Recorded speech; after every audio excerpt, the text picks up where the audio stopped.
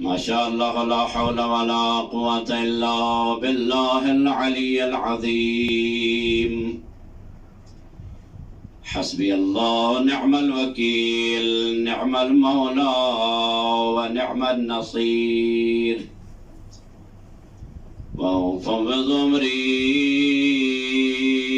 إلى الله، إن الله بصير بالعباد. الصلوات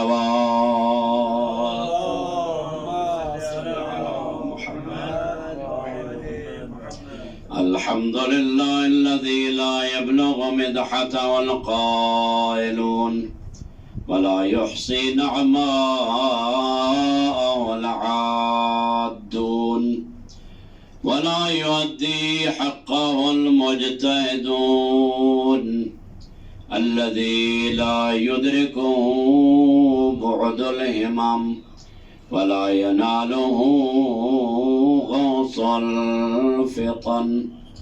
فطر الخلائق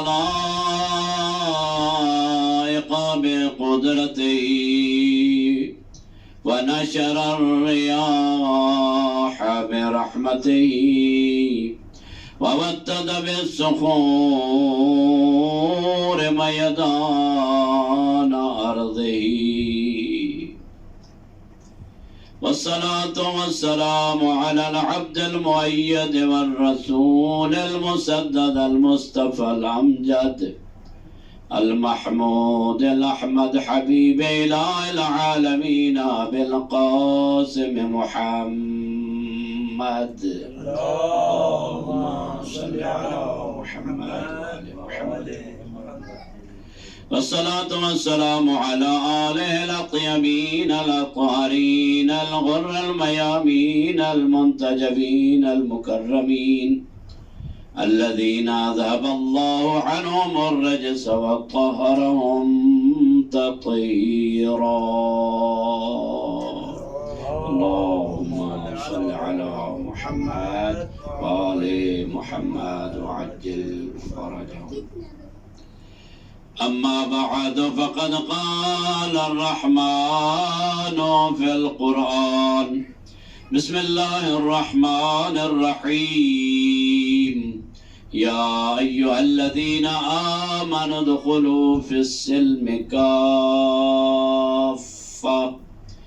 وقيل في زيارة الجامعة الكبيرة: السلام عليكم يا منتهى الحلم. صلوات. اللهم صل على محمد وآل محمد. آج 7 محرم الحرام ہے۔ محرم الحرام ایک ایسا مہینہ ہے کہ جس مہینے میں خداوند ذوالجلال نے اپنے خاص بندوں سے ایک بہت بڑا امتحان لیا، اور وہ بندگان الہی اس امتحان میں 100% کامیاب اور کامران قرار پائے۔ ایسے صفات حمیدہ کے مالک کہ جتنے بھی اخلاق کریمہ ہیں وہ انہی کی ذوات مقدسہ میں پائے جاتے ہیں۔ اللہ نے ان طیبین اور طاہرین کے علاوہ کوئی بلند ترین مخلوق پیدا ہی نہیں کی۔ سب سے افضل ترین مخلوق اللہ نے لقد خلقنا الانسان فی احسن تقویم، کہ بے شک یقیناً ہم نے انسان کو پیدا کیا، احسن تقویم کی منزل عطا کی۔ اب اللہ نے خلق کر دیا، اب انسان کے اپنے بس میں ہے کہ وہ اسی احسن تقویم پر قائم رہے یا پھر ثم رددناہ اسفل سافلین، اس مقام پر آ جائے کہ جو مقام گھٹیا ترین مقام ہے، بلکہ قرآن کی ایک تعبیر کے مطابق جب انسان گرتا ہے تو چوپایوں بلکہ چوپایوں سے بھی بدتر قرار پاتا ہے، بل ہم اضل سبیلا، بہت بڑا درندہ اور خونخوار بن جاتا ہے۔ لیکن اخلاق الہی اگر اس کے اندر جلوہ گر ہو جائیں تو اس وقت وہ مسجود ملائکہ قرار پاتا ہے۔ امام جعفر صادق علیہ السلام کی مشہور حدیث ہے کہ اللہ نے جب انسان کو خلق فرمایا اور جب اللہ نے فرشتوں کو خلق فرمایا تو ان میں کچھ ایسی چیزیں رکھی کہ جن چیزوں کی بنیاد پر انسان کہلاتا ہے اور فرشتگان رحمت فرشتگان اور فرشتے کہلاتے ہیں۔ ان میں اضافی چیز جو رکھی ہے پروردگار نے وہ انسان کے اندر رکھی ہے، باقی تمام پہلو اللہ نے رکھے ہیں انسان کے اندر، جو کہ باقی حیوانات کے اندر بھی ہیں اور فرشتے کے اندر بھی ہیں۔ اس سے بڑھ کر اللہ نے انسان کے اندر ایک ایسی خواہش رکھی ہے کہ امام علیہ السلام ارشاد فرماتے ہیں اگر انسان اپنی عقل کو، اپنی شہوت، اپنی خواہش، اپنی ہوائے نفس پر غلبہ دے دے تو یہ ملائکہ سے افضل قرار پاتا ہے، اور اگر اپنی عقل کو مغلوب قرار دے تو یہ درندوں، چوپایوں اور حیوانوں سے بھی بدتر قرار پاتا ہے۔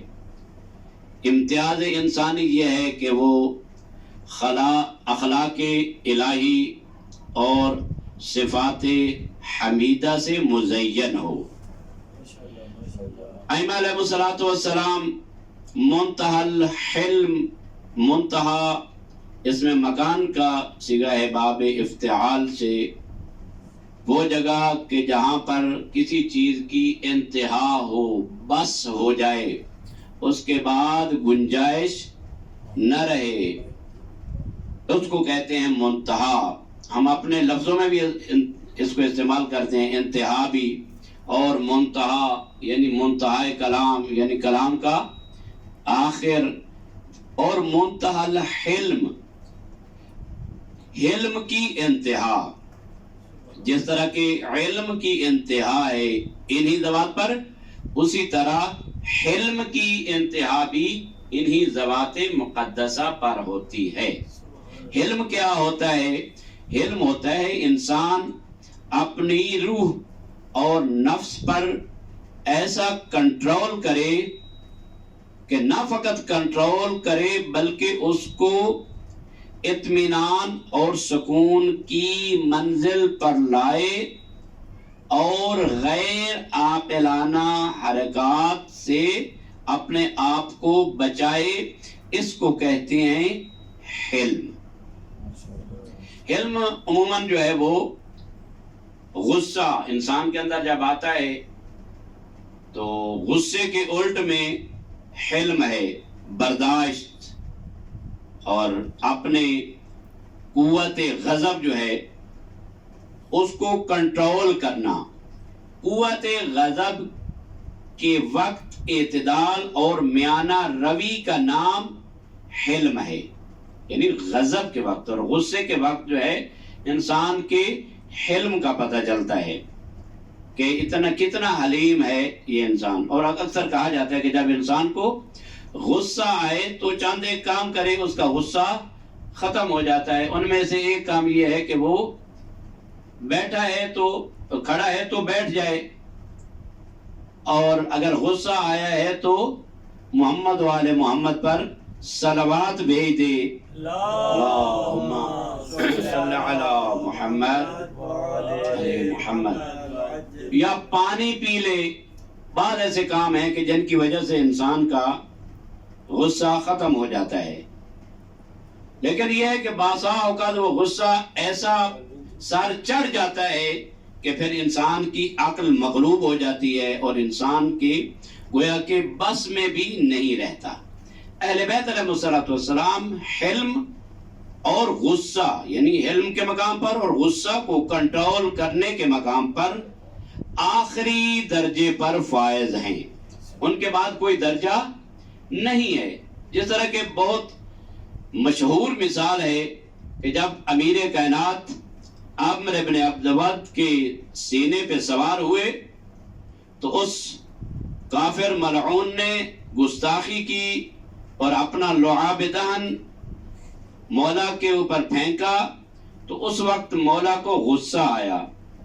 اور میں تو کہا کرتا ہوں اگر مولا علی علیہ السلام اسی غصہ میں بھی اس کو قتل کر دیتے تو مولا کا غصہ رسول خدا کا غصہ ہے, اور رسول خدا کا غصہ عین اللہ کی ناراضگی اور غصہ ہے, اس میں کوئی فرق نہیں. لیکن امیر کائنات اس خلوص کے اعلیٰ درجے پر فائز ہیں کہ مولا اس کی اس گستاخی سے فوراً اس کے سینے سے اتر آئے, اور جب غصہ ختم ہو گیا تو رضائے الہی کے لیے خالصتاً اس پر وار کیا اور اس کو واصل جہنم کیا.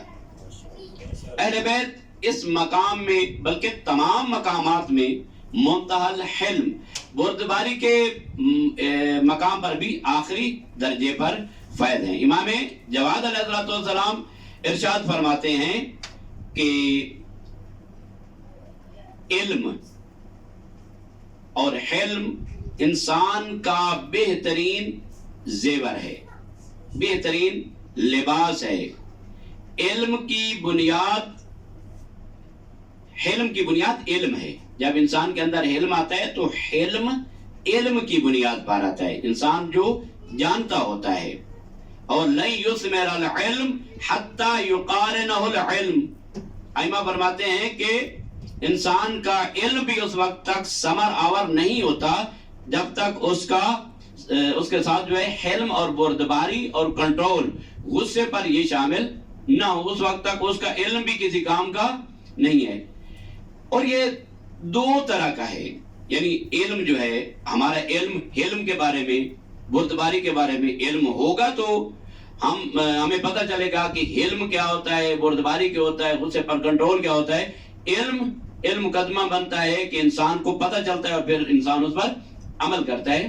تو یہ علم یا حلم یہ دو طرح کا ہے, ایک ہے نظری, ایک ہے عملی. اور ہم تو ہیں فقط نظری. ہمارا کام جو ہے وہ نظریہ بیان کرنا ہے کہ غصے پر کنٹرول ہونا چاہیے, یہ صفات ہونے چاہیے. لیکن ائمہ علیہ السلام کا علم حلم برابر ہے, یعنی ان کا جو جانتے ہیں اس پہ 100% عمل کر کے دکھاتے ہیں. ائمہ کی زندگی میں ہمیں بہت زیادہ نمونے ایسے ملتے ہیں کہ جہاں پر ائمہ نے علم سے کام لیا, بردباری سے کام لیا. امام صادق علیہ السلام اللہم صلی علی محمد علی محمد وعجل فرجہ, انہوں نے اپنے غلام کو, خدمت گزار کو بھیجا کسی کام کے سلسلہ میں, تو وہ کافی دیر ہو گئی کہ وہ آیا نہیں. مولا اس کی تلاش میں گئے تو دیکھا کہ کسی جگہ پر ایک کونے میں وہ سویا ہوا ہے. امام علیہ السلام گئے اور جا کر کیا کیا, اس کو اٹھایا نہیں ہے, اس کو ہلایا نہیں ہے کہ اٹھو بھائی, نہیں ایسے, بلکہ مولا نے کیا کیا, گرمی کا موسم تھا, مولا نے کسی پنکھا اس کے وہاں پر ہوا دینا شروع کی کہ اس کی نیند جو ہے وہ خراب نہ ہو. جب وہ سویا رہا جب خود آپ اٹھا تو مولا نے فرمایا کیا بات ہے, نیند آ گئی تھی؟ غصہ تو آیا تھا کہ میں نے کام بھیجا ہے, لیکن غصے کو کنٹرول کیا. اور مولا نے فرمایا کہ رات تمہارے لیے ہے اور دن ہماری خدمت کے لیے. اللہ نے تمہیں ہمارے لیے پیدا کیا, لہذا دن کے وقت میں کام کیا کرو اور رات جو ہے وہ تم آرام کیا کرو. یعنی امام علیہ السلام کو غصہ تو آیا کہ کس وقت کا بھیجا ہے اور واپس نہیں آیا. اور اس قسم کے بہت زیادہ نمونے ہیں. اسی وجہ سے روایات میں یہ ملتا ہے کہ عقل, علم, عقل کس کو کہا جاتا ہے؟ عقل کہا جاتا ہے ما عبد بہ الرحمن واکتسب بہ الجنان. علم, عقل اور حلم. جب تک عقل نہیں ہوگی اس وقت تک علم بھی نہیں ہوگا. یہ لازم و ملزوم چیزیں ہیں. یعنی عقل ہوگا تو علم ہوگا, علم ہوگا تو اس کے بعد عمل ہوگا, عمل میں حلم ہے. تو معصوم سے پوچھا گیا تو معصوم فرماتے ہیں ما عبد بہ الرحمن واکتسب بہ الجنان. جس چیز کے ذریعے اللہ کی, رحمان کی عبادت کی جاتی ہے اس کو کہا جاتا ہے عقل. اور وہ چیز جس کے ساتھ اللہ کی جنت کو حاصل کیا جاتا ہے اس کو کہا جاتا ہے عقل.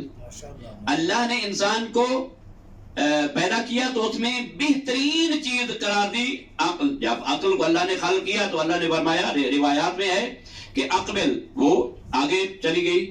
اللہ نے فرمایا کہ ادبر, وہ پیچھے آگے. تو اللہ نے کہا واجبات کی طرف جاؤ, اچھے کاموں کی طرف, نیک کاموں کی طرف, تو عقل آگے بڑھی. اللہ نے فرمایا مکروہات اور برے کاموں سے پرہیز کرو, تو عقل پیچھے ہٹ گئی. تو روایات میں ملتا ہے, ائمہ فرماتے ہیں کہ خدا فرماتا ہے میں نے عقل سے بڑھ کر بہترین اور اطاعت گزار چیز کوئی پیدا ہی نہیں کی جو عقل سے زیادہ بہتر ہو. اور اس لیے پیغمبر خاتم کو کہا جاتا ہے عقل.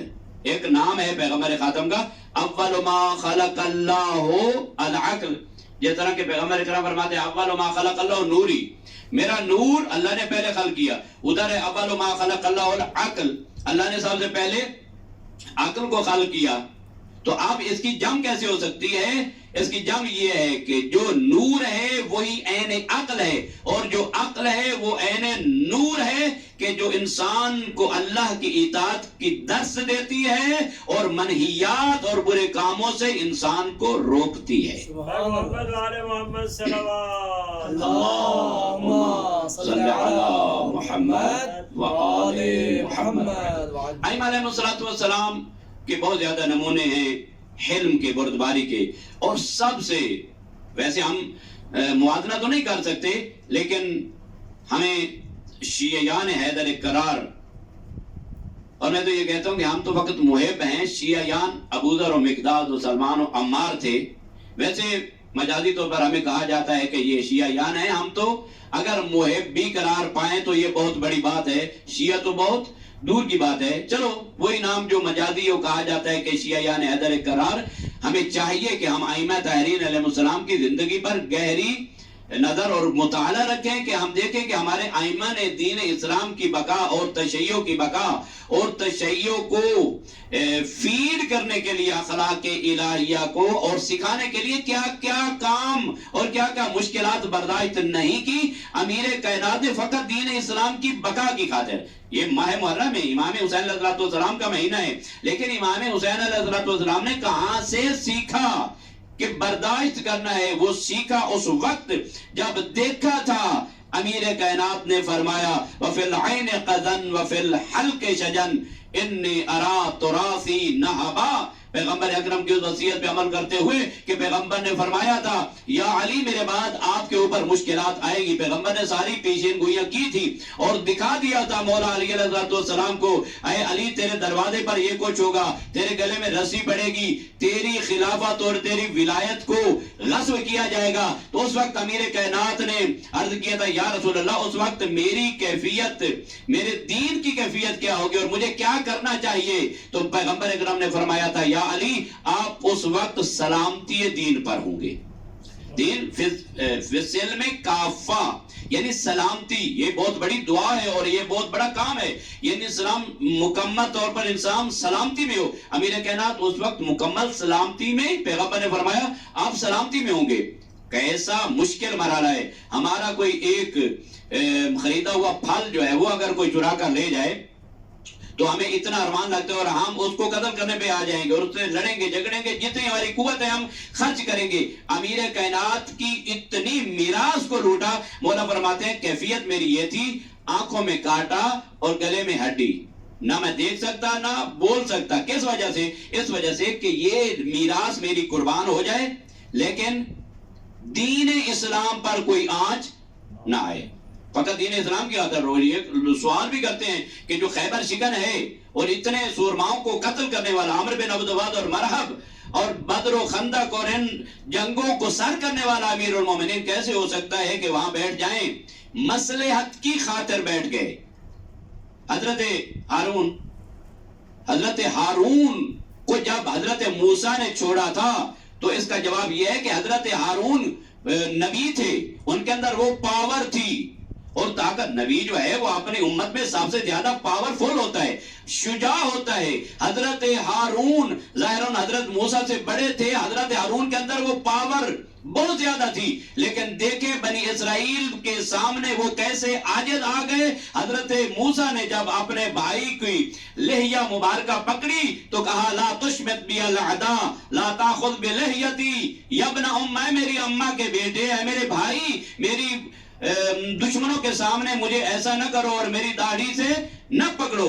کیا وجہ تھی کہ حضرت ہارون عاجز آ گئے تھے؟ اس لیے قرآن میں موجود ہے اور کہا تھا حضرت ہارون نے اگر میں ان لوگوں کے اندر جو ہے وہ زیادہ طاقت استعمال کرتا اور وہ پاور تو لوگوں کے درمیان تفرقہ ایجاد ہو جاتا۔ تفرقہ سے بچنے کے لیے ان کے شرک کو قبول کیا، ان کا شرک اور ان کا کفر جو ہے اس بڑھتے ہوئے کفر کو قبول کیا اور ان میں تفرقہ ایجاد ہونے سے پرہیز کیا۔ یعنی کیا مطلب؟ حضرت امیر کائنات، یہ تو باغ فدق ہے، ایک ولایت ہے، ظاہری ولایت ہے، باطنی ولایت تو اللہ نے دی ہے اور وہ تو ہے، لیکن ان چیزوں کو مولا نے تحمل کیا۔ کس وجہ سے؟ اس وجہ سے کہ دین اسلام بچ جائے، لوگوں کے درمیان تفرقہ اور فساد نہ ہو۔ اسی طرح نمونہ امام حسن علیہ السلام کے لوگوں نے کیا امام حسن علیہ السلام کے ساتھ نہیں کیا؟ کیا پاور نہیں تھی مولا کے درمیان؟ مولا کے اندر نہیں تھی پاور، وہاں پر مولا کے درمیان سے وہاں نیچے سے مسلح کھینچ لیا اور مولا کو ایسا خنجر مارا اور مولا کو زخمی کیا۔ یہ تمام چیزیں کیا ہیں؟ یہ بردباری ہیں۔ اور مولا امام حسین علیہ السلام معاویہ بن ابی سفیان کے دور میں امام حسن علیہ السلام کا دور تھا اور مولا مدح تھے اپنے بھائی کے، لیکن بول تو سکتے تھے لیکن نہیں بولے۔ کس وجہ سے؟ اس وجہ سے کہ تحمل کیا ہے، جو میرے بھائی کر رہے ہیں وہ مجھ سے بہتر جانتے ہیں اور جو کرنا چاہیے وہ ضرور کریں گے۔ تحمل کیا، برداشت کیا۔ جب دور ختم ہو گیا مولا امام حسن علیہ السلام کا اور وہ ملعون بھی فی النار ہوا تو مولا امام حسین علیہ السلام کا دور آیا۔ بہت برداشت ہے مولا کے درمیان، مولا کے اندر اتنی برداشت ہے کہ اپنے اتنے جوان دے دیے۔ ترکت الخلق ترا فی حواک وایتمت العیال لکی اراک۔ پروردگارا، ہر ایک کو بچے، جوان، بوڑھے، اپنے دوست احباب بہت پیارے ہوتے ہیں، ہر ایک کو اولاد پیاری ہوتی ہے، لیکن جو اولاد چھوٹی ہو وہ تو سب سے زیادہ پیاری ہوتی ہے۔ چھوٹی اولاد بہت زیادہ پیاری ہوتی ہے۔ قرآن کا فیصلہ ہے والوالدات یرضعن اولادہن حولین کاملین۔ ماؤں کو چاہیے کہ وہ اپنے بچوں کو 2 سال تک دودھ پلائیں۔ میں قربان جاؤں مولا حسین، قرآن کے اس فرمان پر بھی امت نے عمل نہ کرنے دیا۔ حضرت رباب کو یہ مہلت نہ ملی، اپنے شیر خار بچے کو 2 سال تک دودھ پلائیں۔ عزاداروں بہت مشکل ہے مولا پہ۔ جب آخری وقت تھے مولا کے تو کوئی نہ بچا، اکبر چلے گئے، عباس چلے گئے، قاسم، اون و محمد چلے گئے، اپنے اصحاب چلے گئے، تو مولا نے وداع کیا اپنے مستورات سے اور کہا اے میری بہن زینب میرے بچے کو پیاس کا غلبہ ہے، ناولین الصغیر حتی اودعہ، میرا بیٹا اصغر مجھے دو، میں بیٹے کے لیے پانی کا کوئی سوال تو کر دوں۔ بہت مشکل مرحلہ ہے، ایک شریف، اور شریف بھی حسین جیسا، اور سوال جس نے کبھی کسی سے سوال نہیں کیا تھا حسین۔ سب لوگ حسین سے اپنی حاجتیں لینے کے لیے جاتے تھے، لیکن میرے خیال میں شاید زندگی میں پہلی مرتبہ ہی شاید ہو کہ حسین مولا نے اپنے بیٹے اصغر کے لیے سوال کیا ہے۔ مولا کیا سوال ہے؟ کتنی بڑی جائیداد؟ نہیں، یہ وہ پانی ہے کہ جو مولا حسین کی والدہ حضرت زہرا کے حق مہر میں دیا گیا۔ پروردگار عالم نے یہ تمام دریاؤں کا پانی بطول عذرا کے حق کے مہر میں دیا ہے، لیکن اسی دریا کے پانی میں سے چند قطرے پانی کے گھونٹ پورا بھی نہیں، چند قطرے۔ مائیں کتنا اپنے بچوں کو، چھوٹے بچوں کو پانی پلاتی ہیں، فقط اپنی انگلی کے پوروں کو پانی میں ڈبو کر اپنے بچوں کے لبوں پہ لگاتی ہیں، تو جب بچوں کے لب جو ہے تر ہو جائیں تو اس کی پیاس ختم ہو جاتی ہے، اور پھر پیاری نگاہ دیکھ کر ماں کی طرف بچہ خوش ہوتا ہے۔ میں قربان جاؤں، مولا نے اپنے بچے علی اصغر کو اٹھایا۔ جب ظالموں نے دیکھا کہ حسین مولا لا رہے ہیں کسی ایسی چیز کو، تو شاید انہوں نے کہا کہ حسین اب قرآن کو ہماری طرح واسطہ بنا کر آ رہا ہے، تو مولا نے فرمایا ہوگا اے ظالموں، یہ پورا قرآن نہیں، قرآن کا ایک پارہ ضرور ہے۔ فَهُوَ يَتَلَوَّى مِنَ الْعَطَشِ، آپ جانتے ہیں حالت تلذذ کیا ہوتی ہے؟ جب مچھلی پانی کے باہر آتی ہے تو اس کی 2-3 حالتیں ہوتی ہیں۔ آخری حالت یہ ہوتی ہے کہ کبھی اپنا منہ کھولتی ہے اور کبھی بند کرتی ہے۔ علی اصغر پہ یہ حالت بعض علماء کہتے ہیں اس حالت سے بھی زیادہ حالت ہو چکی تھی۔ علی اصغر جب منہ کھولتے تھے تو بند نہیں ہوتا تھا، اگر بند کرتے تھے تو کھلتا نہیں تھا۔ یہ کیفیت علی اصغر پہ آ گئی تھی۔ مولا گئے اس قوم اشقیا کے سامنے، سوال کیا۔ مولا فرماتے ہیں ایھا الاشقیاء او ظالموں یا معاشر الناس، لوگوں اگر تمہاری نظر میں قصوروار ہوں تو میں حسین میرے اصغر کا تو کوئی جرم نہیں ہے۔ فَهُوَ يَتَلَظَّىٰ مِنَ الْعَطَشِ، ظالموں بعض لوگ کہتے ہیں اگر یہ لوگ تیر نہ بھی مارتے تو یہ کیفیت تھی، تھوڑی دیر کے بعد حسین کا اصغر دنیا سے رخصت ہو جاتا، لیکن کیا کیفیت تھی؟ یا باب الحوائج علی اصغر، پروردگار علی اصغر کے صدقے ہماری دعاؤں کو قبول فرما۔ یہ باب الحوائج ہے، دعاؤں کی قبولیت کا دروازہ۔ کیا کیفیت ہے؟ مظلوم کے ہاتھوں پہ علی اصغر ہے، سوال کیا ہے، سوال کا جواب کس طرح آیا؟ اس کمینے نے حکم دیا جلدی کرو، حسین کی کلام کو قطع کرو۔ اس ملعون نے کیا کیا؟ اور ملا نے کمان میں تیر جوڑا، تیر معمولی تیر نہیں تھا، یہ تیر علی اصغر کے لیے جدا نہیں بنایا گیا تھا، یہ وہی تیر تھا جو میدان جنگ میں بڑوں کو مارا جاتا ہے یا حیوانوں کو مارا جاتا ہے۔ عزادارو، یہ تیر شعبہ تیر تھا، کہاں بھی آیا جہاں پہ حسین کے ہاتھوں پہ اصغر تھے۔ میں کہتا ہوں یہ علی اصغر نے اپنا گلا بڑھایا تھا میرے بابے کو زخمی نہ کر جائے، جب گلا بڑھایا وَذُبِحَ مِنَ اللَّذَنِ إِلَى الْأَذَانِ، تیر لگا ایک کان سے دوسرے کان تک بار ہو گیا اور خون کا فوارہ نکلا۔ امام محمد باقر فرماتے ہیں میرے جد حسین نے وہ آسمان کی طرف خون روانہ کیا، وَلَمْ تَسْقُطْ قَطْرَةٌ مِّنَ السَّمَاءِ، آسمان سے قطرہ بھی خون واپس نہ آیا۔